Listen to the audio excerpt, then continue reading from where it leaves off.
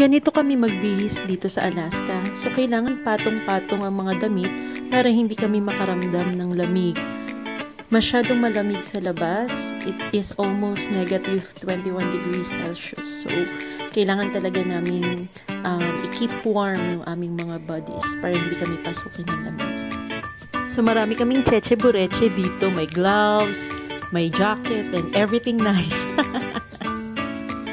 Pag sinuot natin to sa Pilipinas, amoy futok na tayo. Ito, palabas na kami ng aming dorm at ready na kami pumunta sa AC, yung shop. Sasabak na kami ngayon sa lamig. Ang lamig talaga dito.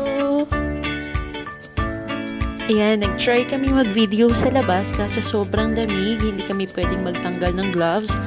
Kasi uso dito yung frostbite. So, pwedeng mangitim yung aming mga fingers. So, ingat din.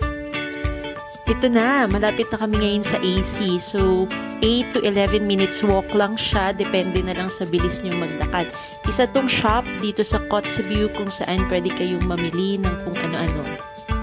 Nandito na kami ngayon sa loob ng AC store. So, mamimili kami kung ano yung mga kulang pa namin para sa village. So, hindi na kami bibili doon kasi times 3 ang presyo doon sa village kesa dito sa Kotzebue. So, mas mura dito kaysa doon. So, happy shopping lang kami! So, hanggang dito na lang guys. Follow our vlog. Bye!